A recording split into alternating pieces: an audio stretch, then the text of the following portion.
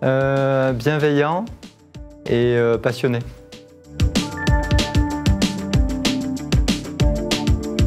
Une expérience à laquelle je vais à reculons, très honnêtement, hein, puisque je quitte le bataillon de marine-pompiers de Marseille, qui est le métier que j'avais choisi pendant une vingtaine d'années, hein, d'être pompier.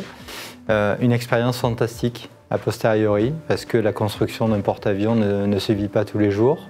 Brest me faisait, voilà, me faisait pas rêver au départ, hein, très clairement, mais ça a été un projet fantastique d'assemblage, de technicité, d'ingénierie sur un projet fantastique dans lequel on met 2 chaufferies nucléaires sous une piste d'aérodrome. Enfin voilà, vraiment un projet fantastique.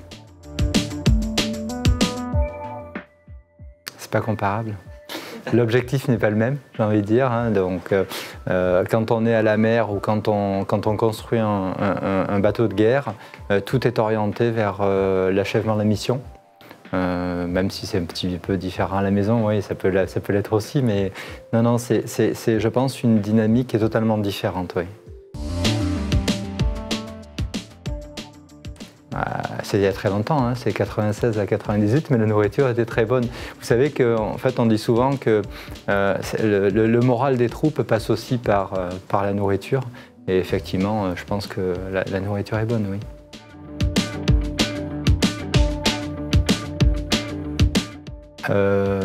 Est-ce que ça me manque? Oui, ça me manque. Très honnêtement, je suis toujours officier de sapeur-pompier volontaire, donc effectivement, l'esprit de camaraderie et le fait d'être pompier dans une agglomération comme Marseille, je pense que ça ne laisse pas indifférent. J'ai trouvé des gens exceptionnels, des expériences marquantes. Hein. Je pense que 2 ans après, je suis encore marqué par ce que j'y ai vécu. J'ai été passionné par Marseille, par les interventions. C'est 400 interventions par jour à Marseille, hein, le bataillon de marine-pompiers.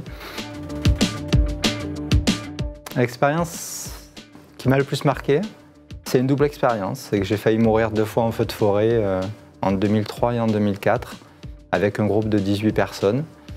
Qu'on s'est retrouvé pris dans une lame de feu à 10 personnes avec un seul camion pour nous protéger, que ce qu'on nous enseigne depuis toujours, c'est rentrer dans le camion, mais à 10, on ne peut pas rentrer dans un camion. Donc je leur ai dit de me suivre, ils m'ont suivi. Je me pose encore la question pourquoi ils m'ont suivi. Hein. Et on a couru pendant 300 mètres et on est sains et saufs tous ensemble. Donc voilà ce qui m'a le plus marqué, qui me marque encore aujourd'hui. La réserve citoyenne de gendarmerie, c'est pour moi quelque chose de très important qui est en place dans la gendarmerie depuis de nombreuses années, c'est le lien armée-nation. C'est permettre à des personnes qui ont des responsabilités dans la vie traditionnelle de pouvoir, s'ils n'ont pas été militaires au préalable, d'avoir un vrai lien qui s'établit avec la gendarmerie. Dans nos fonctions de directeur sécurité et sûreté, ça prend tout son sens. Je pense qu'on fait un métier dans lequel l'humain est encore très présent et en fait, il y a beaucoup de choses qui se résolvent par le fait de connaître les autres et d'aller vers les autres. Donc ça prenait tout son sens pour moi, même si je ne m'y investis pas assez malheureusement, d'être dans la réserve citoyenne de gendarmerie. Il est primordial. Il est primordial. J'aimerais que ça ne soit pas que des mots et que ça se traduise sur le terrain par une vraie continuité des activités de sécurité.